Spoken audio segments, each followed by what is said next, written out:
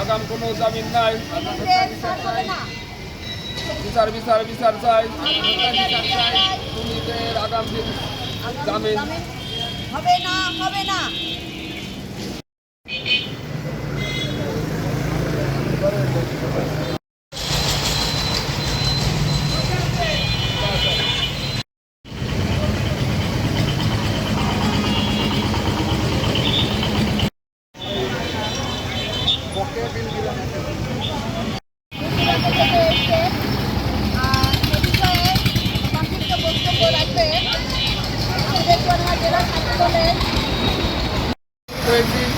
আমাদের একটাই উদ্দেশ্য, আমাদের একটাই দাবি,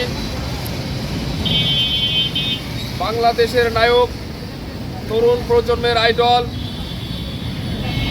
মরহুম সালমান শাহ হত্যার খুনিদের বিচারের দাবিতে আজকে আমরা চুয়াডাঙ্গাবাসী চুয়াডাঙ্গা প্রেস ক্লাবের সামনে একত্রিত হয়েছি।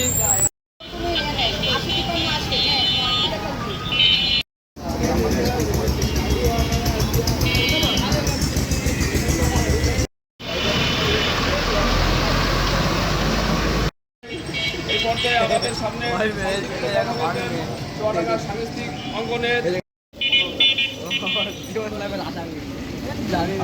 এবং সেটা যদি দ্রুত গতিতে বিচার সম্পন্ন না হয় তাহলে ভবিষ্যতে এই ধরনের ঘটনা ঘটবার আরও আশঙ্কা থাকে।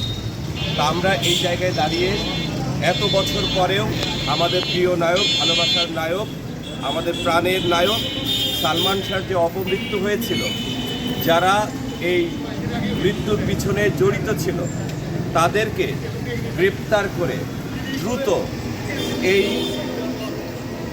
এটা সম্পূর্ণ করার জন্য যথাযথ আইন কর্তৃপক্ষ এবং প্রশাসনের নিকট আমি একজন সালমান ভক্ত হিসেবে যত দ্রুত সম্ভব আমাদের প্রয়াত সালমান শাহ